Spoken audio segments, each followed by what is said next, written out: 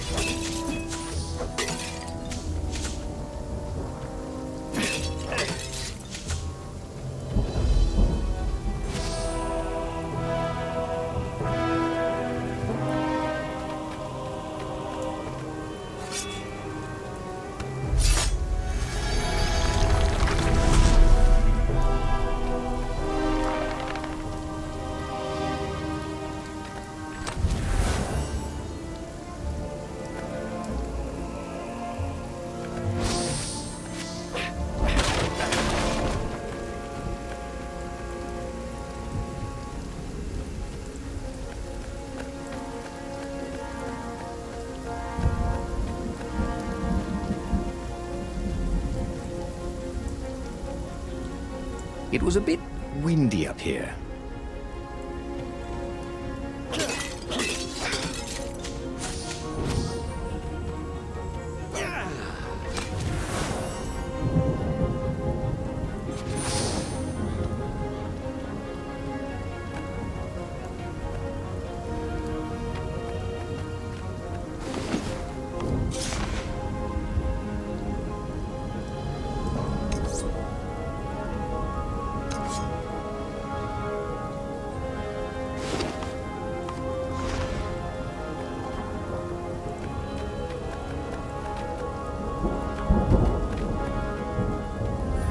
What were these poles exactly? Parking meters from the time of the lost gods?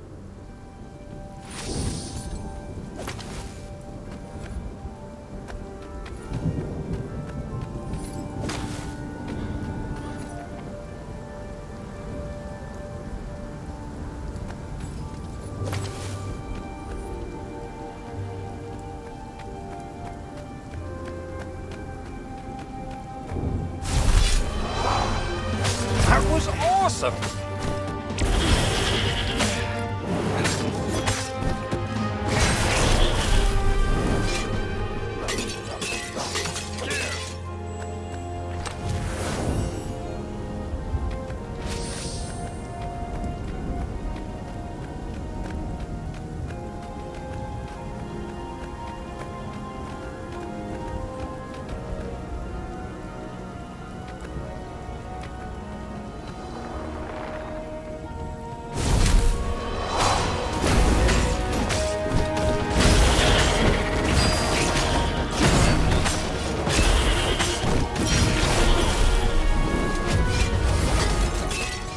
What was Zenobia talking about? This was a fantastic weapon. Ravens burst into flames with just a touch of its killer beam. He was tempted to leave it on all the time, but he didn't want to accidentally slice off some council toad's head or tongue. She'd been trying to distract him. Well, this time, no one was going to distract him.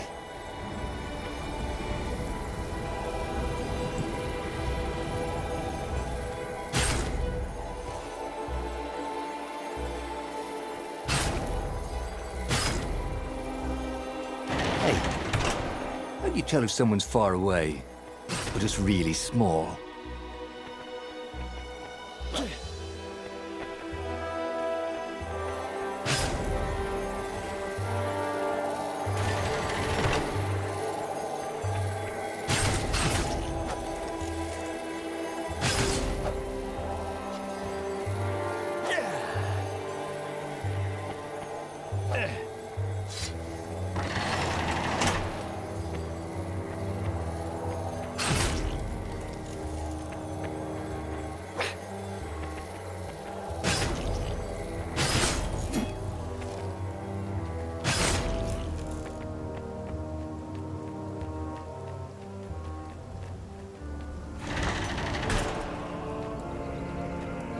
The long stairs. So he was close to the rebel base. Nothing was on fire. So far, so good.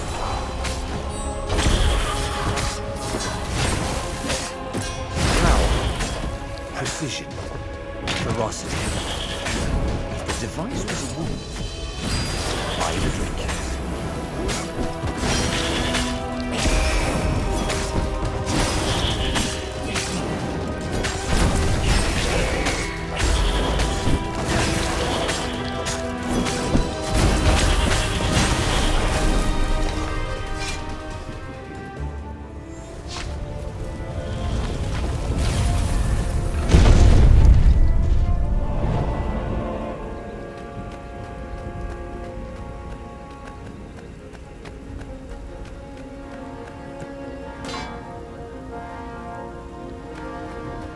Sharp?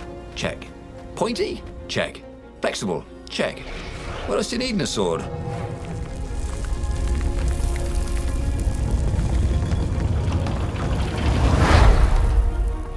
As he headed towards the council chamber, Renato felt everyone watching him. You've saved the rebellion, said the council speaker. Frankly, we were afraid you'd turn aside to save that idiot Lapino. If you never make sacrifices, he said, you're probably not doing the right thing. The speaker nodded. Are you ready to lead the charge? Let's roll, he said, with grim satisfaction. Renato set sail for the fleet. The Sky Ripper had lost its wine. It was humming now, as if it had taken some time to seat properly. He had always been irresponsible. This time, he'd done the right thing, made the hard decisions. He was a real hero. He hadn't let himself be distracted by old friends or old lovers turned enemies. Finally, he could be proud of himself.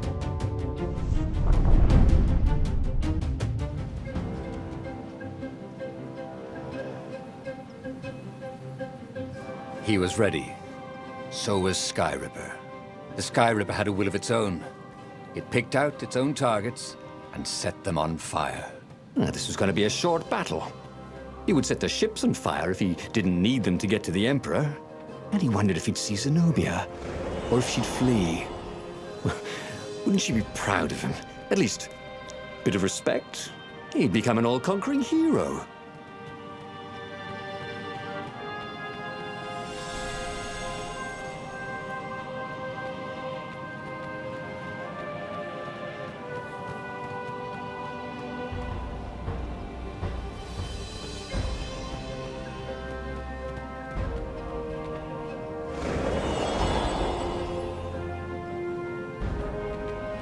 Renato felt like he was ready to learn new things. Thank goodness he didn't have to go to school for that.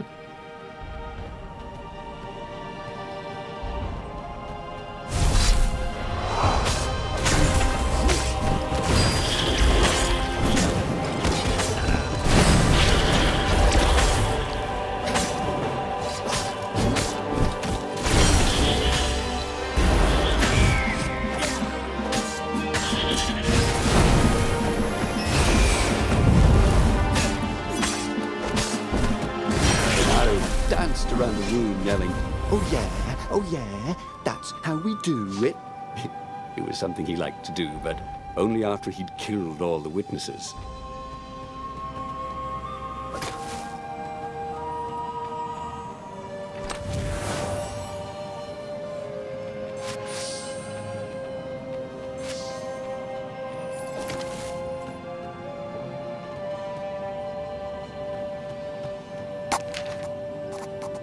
Haven't you always wanted to do that?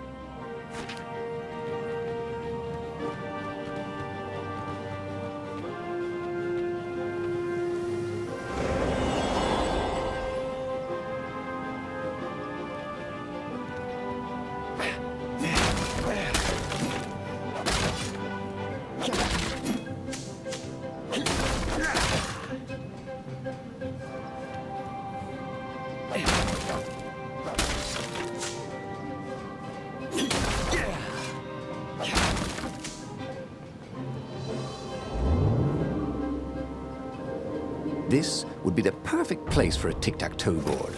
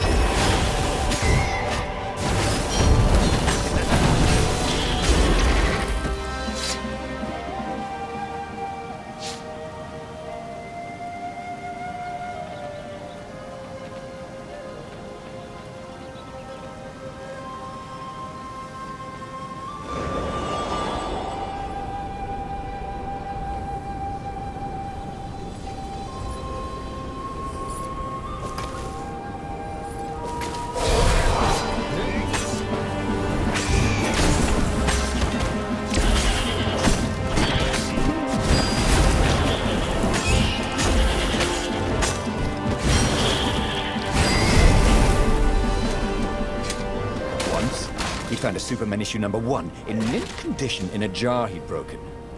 He planned to keep breaking things until he had the whole series.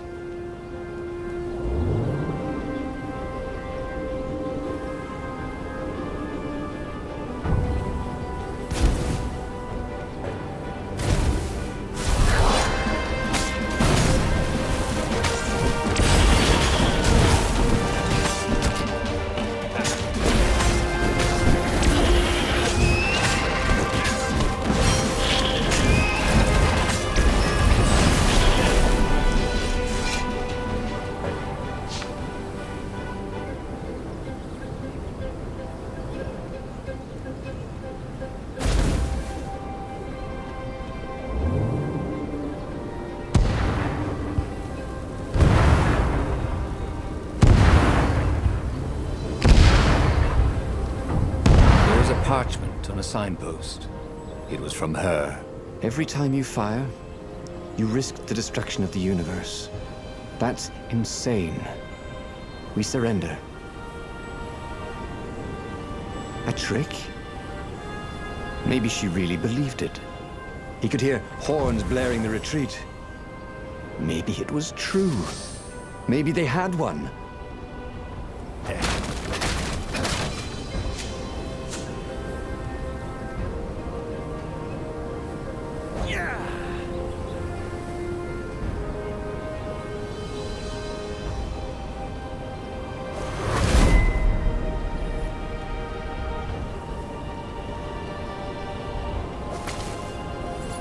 Renato wondered idly if people who had built these poles had really long tentacles.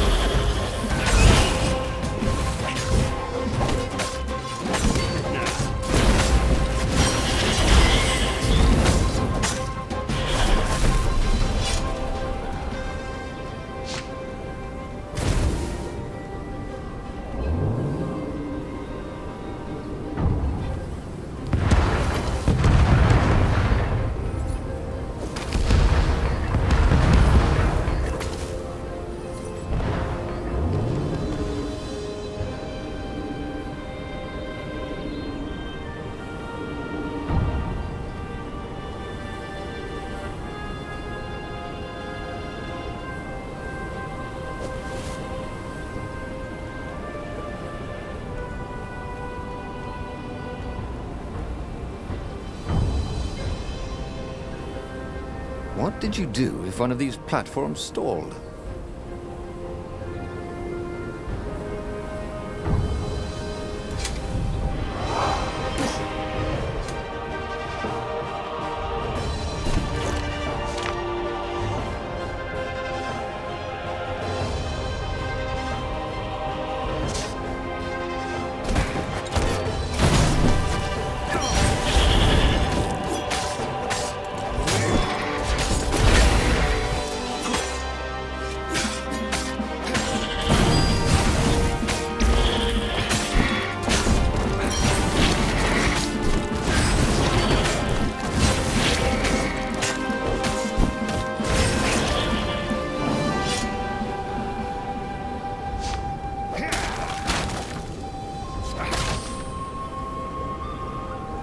And there was Zenobia, wearing the white robes of surrender.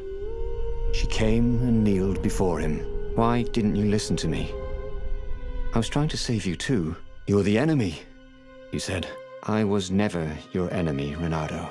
Then she spoke a terrible word. and made a gesture with her hand. She stopped moving, covered in frost, and he wondered why she'd frozen herself. Then the Sky Ripper froze, and then, for a moment, he felt very cold and discovered that he couldn't move. The next thing he knew, the sun was a giant, monstrously red. It took up half the sky, and he was in a parched red desert. And then he was on fire. Okay, that was weird. He could have sworn he just died. Instead, he was on the Farfarer, sailing away from Ubar. And it was still burning. He'd fled burning Ubar years ago, hadn't he? And now he was back there. Had all those years fighting the Empire been nothing but a vision into the future? A useful vision if it was true. He'd learned something. Zenobia still had feelings for him.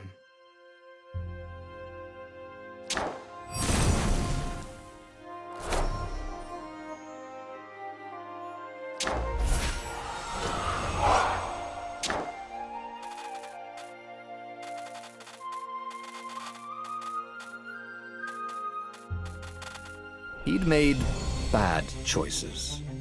But now, when the real battle came, he wouldn't make those choices. He wouldn't make the same mistake twice. The book's pages began to flip backwards, towards the beginning. And he realized that his adventure was just beginning. The clouds parted over the Isles of Boreas. It was time to choose. The rebellion was in trouble. Ravens were scouting for the secret rebel base. They needed a game changer. Pieces of the Sky Ripper had surfaced, or so a scholar in the mountains had told him. Surely the weapon that banished the lost gods could defeat the Emperor. Also, a temple had risen out of empty desert. The Emperor had brought the Sky Ripper pieces up out of ancient burial by his obscene rituals. Could this be where the Iblis stone was hidden? Someone better get it before he does, thought Reynardo. On the other hand, his old friend Lapino needed rescuing. Lapino was no game changer, but could Reynardo really leave an old friend to the Ravens?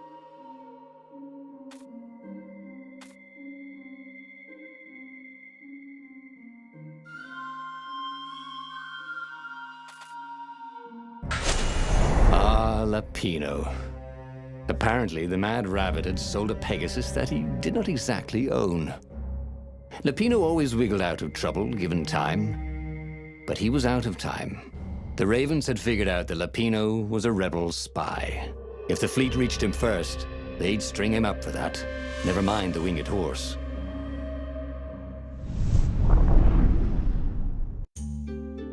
Lapino had apparently managed to confuse the judge by arguing that he hadn't actually stolen a winged horse. He'd only sold it. But where was the prison? The village was empty. Had everybody fled the Ravens? You know, ore is pretty heavy to carry. You know what's not? A new sword.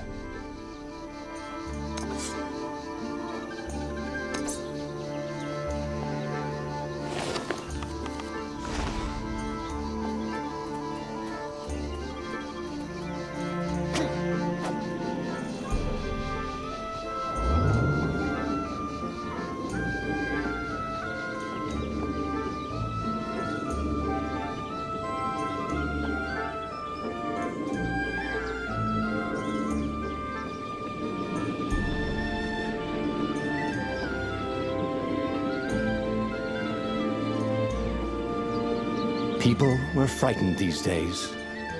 Just 2 weeks past, Reynardo had sneaked through an empty town and listened to the Ravens caw about the Emperor's new taste in ritual sacrifice. Sometimes, Reynardo really hated inanimate objects.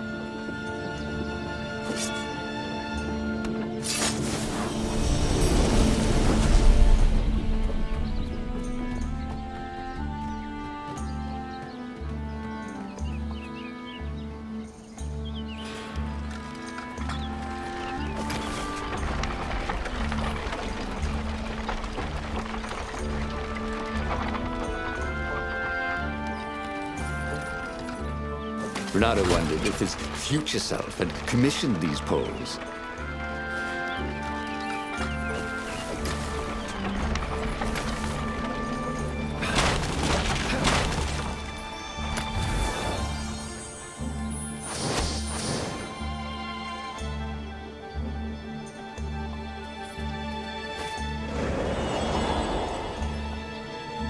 The village looked so peaceful. Were the villagers hiding somewhere? Of course not. No matter how much he searched, he would only find ravens here.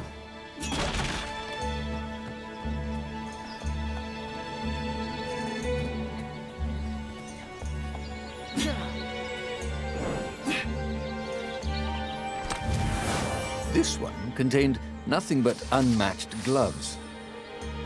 And something more useful.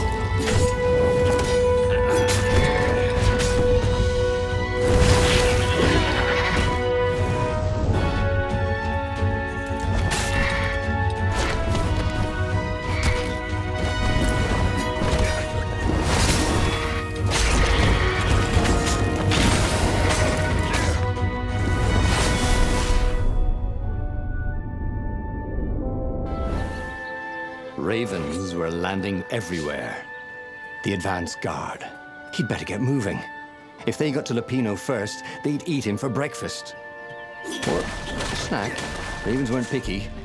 If they got hungry, they sometimes forgot to interrogate their prisoners. Even top spies like Lupino. Where had the mad rabbit got to?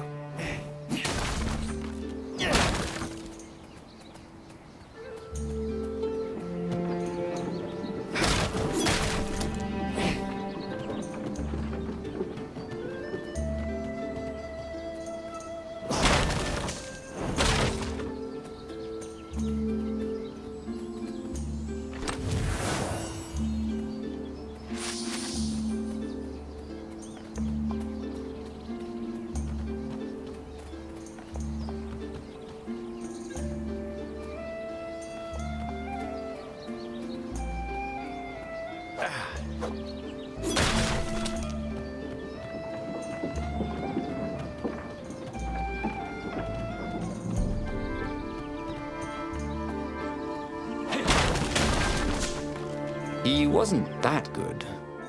Yet.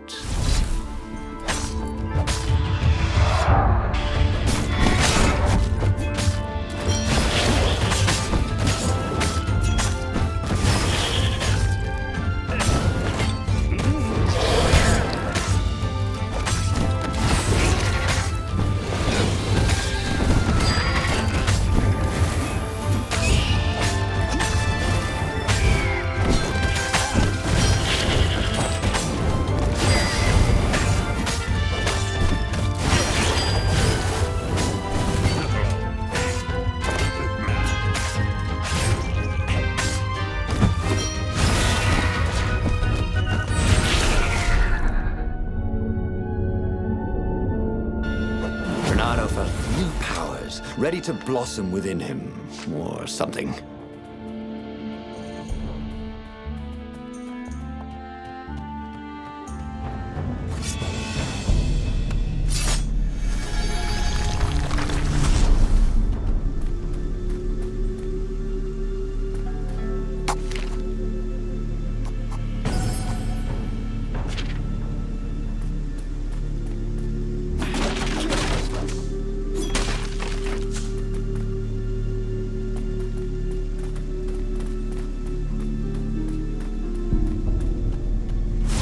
Kill the fox! God, the ravens. Nobody said they were original.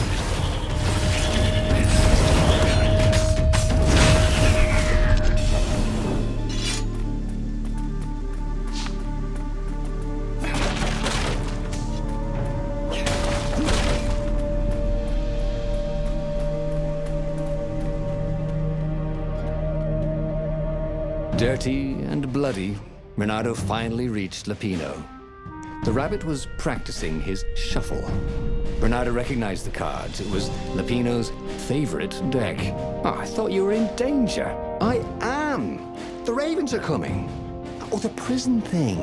Right, yeah, see, this guard owed me 53 ducats, so we made a deal. They're very reasonable people, actually, for weasels. Now, I got a brilliant plan to kidnap Zenobia. We capture Zenobia, we find out what she knows, and that's the whole war right there. Easy peasy, lemon squeezy. Capture the Emperor's greatest general, who happened to also be a deadly sorcerer, and, oh, his only daughter? That would be worth it. And it would be nice to see her. He'd always had a soft spot for her. And he felt sure she had one for him. On the other hand, he could still get to the core of the Sky Ripper, even if he couldn't get the whole thing. It must have great power. Zenobia wasn't just the Emperor's daughter, of course. She'd been Renato's best friend in Sword Fu School. And you're still mad for her, the rabbit reminded him. The rabbit had a point, and Renato had a feeling she'd want to see him again. Who knows what could happen between the two of them this time around? She knows all his plans, chuckled the master spy. She won't give them up easily. She'll tell the interrogators, all right, said Lapino. Taking her would change the game, all right.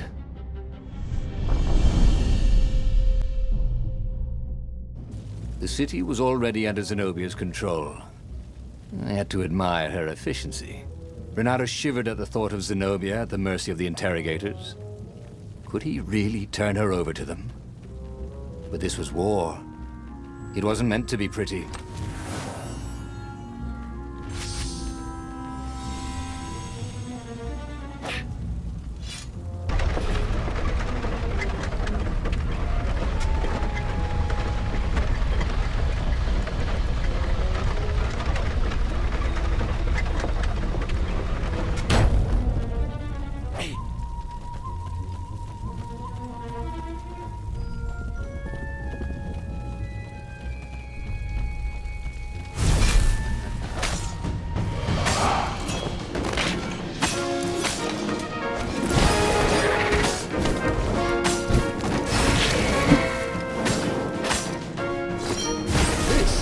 The new aerobics craze.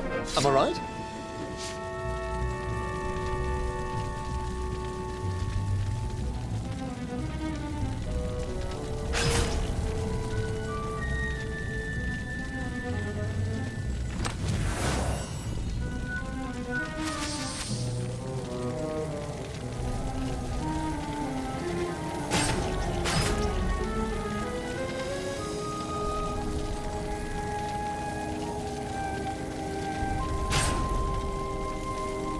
Two eyes good. One eye dead.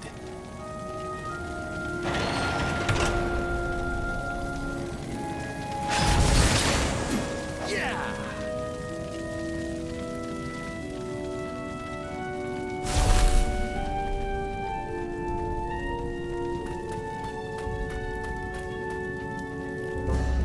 So, what's this plan of yours?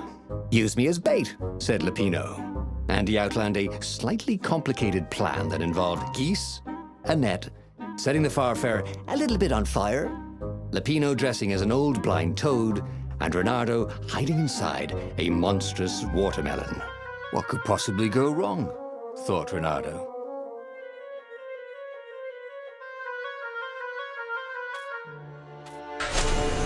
Oh, go ahead. I'm sure you know better, said Lapino.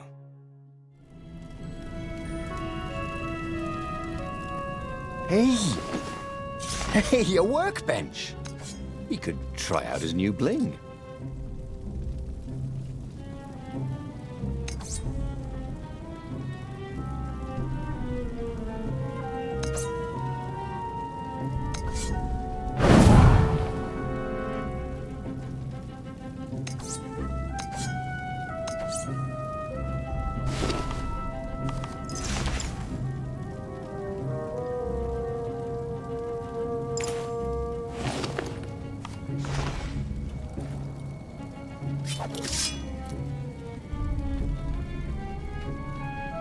Renato had been the terror of the sandcastles when he was 2.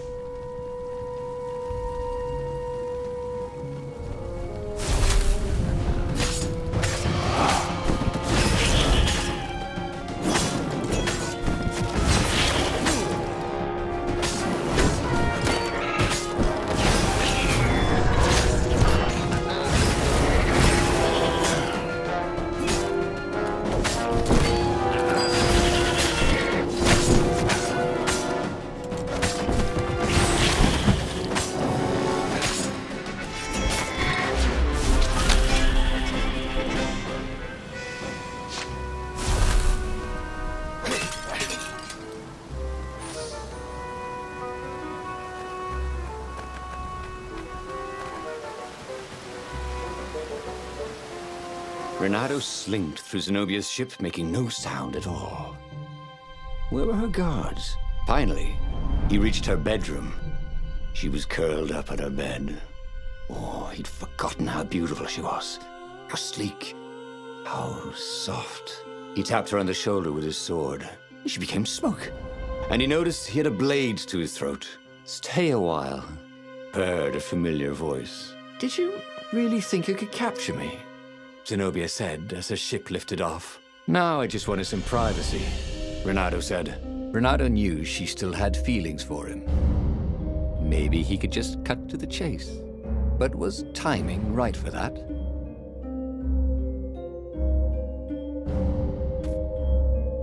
I know how you feel about me, baby.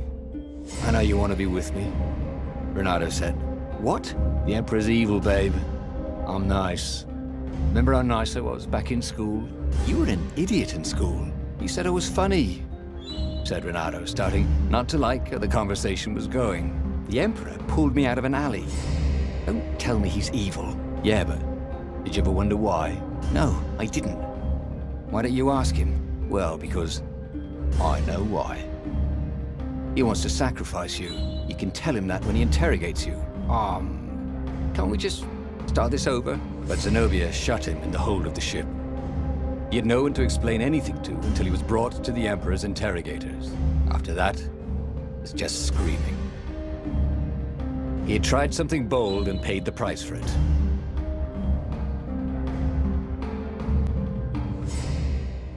The city was already under Zenobia's control. I had to admire her efficiency. Renato shivered at the thought of Zenobia at the mercy of the interrogators. Could he really turn her over to them? But this was war. It wasn't meant to be pretty.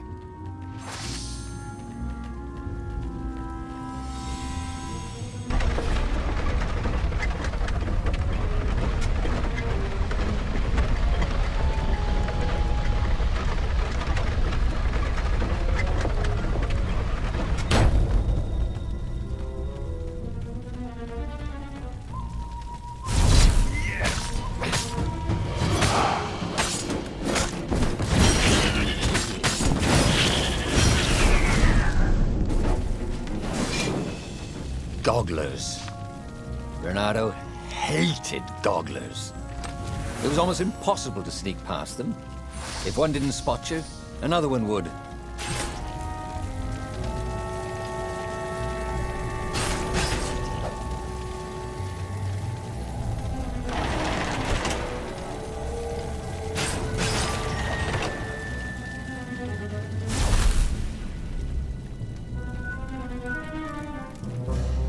So, what's this plan of yours? Use me as bait, said Lupino. And he outlined a slightly complicated plan that involved geese, a net, setting the Farfarer a little bit on fire, Lupino dressing as an old blind toad, and Renato hiding inside a monstrous watermelon. What could possibly go wrong? Thought Renato.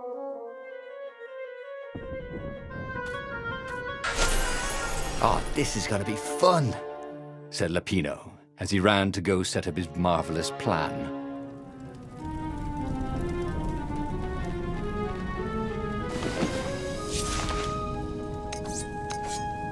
This sword from the frigid north was really useful for making popsicles and birdsicles.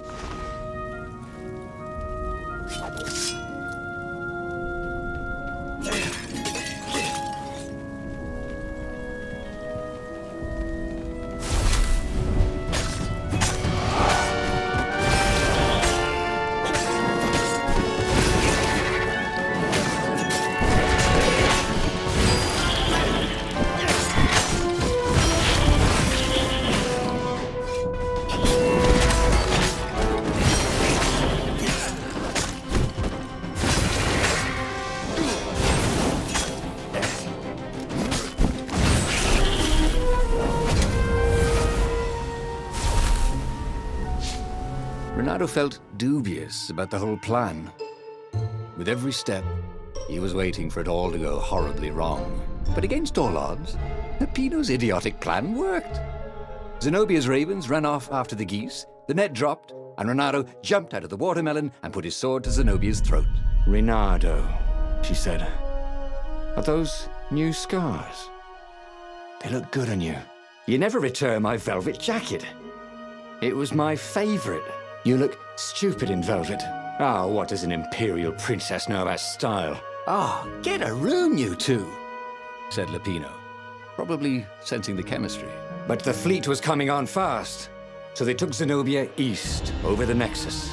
She'd vanished from Swordfu School, from his life, without even saying goodbye, without ever telling him she was the Emperor's adopted daughter. Renato was aware of her feelings. Maybe this was a bad idea, but was he letting his own feelings get the better of him? Ah, Lupino was right, Renato thought reluctantly. She knows things. She recognized his look. You're taking me to the interrogators, aren't you? She said, wide-eyed. And then she jumped, with horror. Renato saw Zenobia plummeting. Then he saw the Nexus below them. Cats always land on their feet. Ah, she'll head for the Imperial outpost, yelled Lupino. You have to catch her.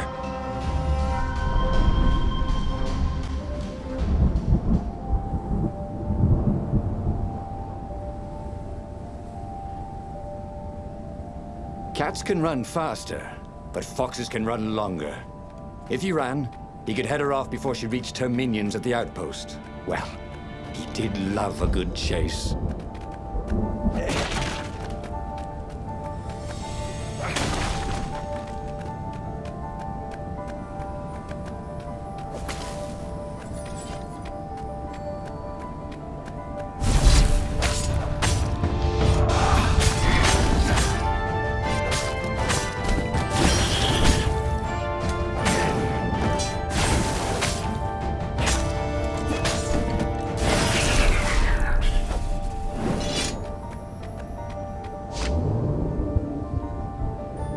Imagine getting a horse up in one of these things. He would be cursing a blue streak.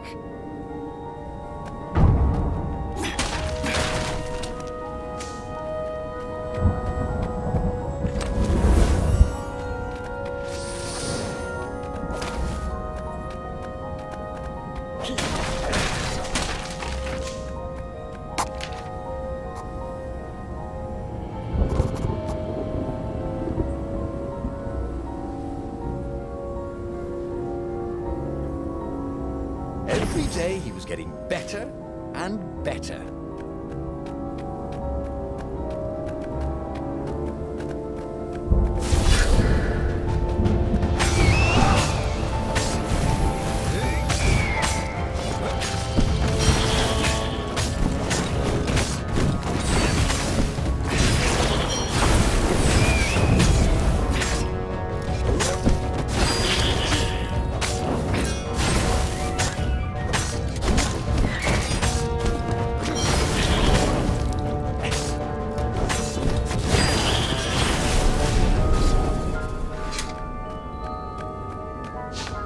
He was closing on her. He could smell her fear.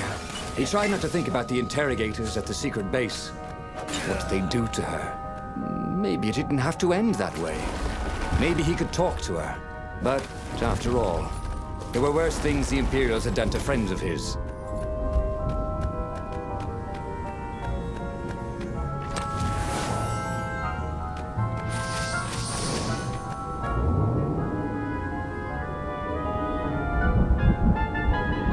It did not matter how outnumbered the rebellion was.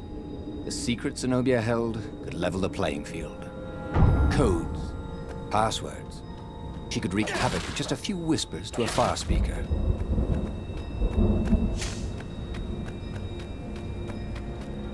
I need more materials, thought Renato.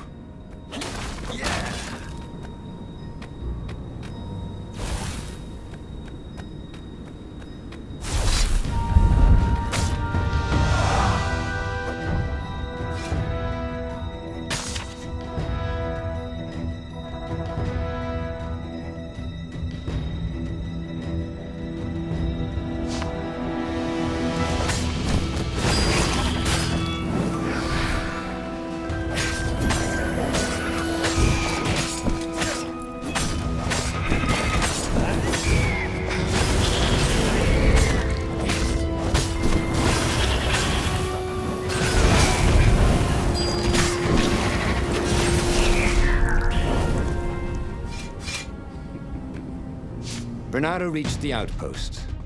The Imperials there were no match for him. Soon after, Zenobia limped up the path. When she realized he was already in front of her, she didn't even try to run. "Oh, you left without saying goodbye." Again, he said, "Please, I'm enjoying this a little too much," she said, shaken. "Oh, spare us the chit-chat, would you?" said Lapino as he shackled her hands so she couldn't throw spells. "She knows all his plans." All the way back to the Farfarer, Lapino nagged Renato about how the interrogators would pry all the intel out of Zenobia, how that would turn the tides in the imminent battle. All they had to do was take her to the rebels' secret base. Renato didn't like to think about what the interrogators would do to her. Couldn't he just talk to her? As they reached the ruins, Renato could see ravens everywhere, searching for the rebel base. They'd have to hide the Farfarer or go on foot. "What if we get separated?" asked Lapino, for once thinking ahead. "I'll show you a map to the base," Renato told Lapino. "Renato, don't do this," said Zenobia. "We were friends once. We—" "Shut it, witch, or I'll shackle your mouth too," said Lapino. And then, a few moments later, they touched down.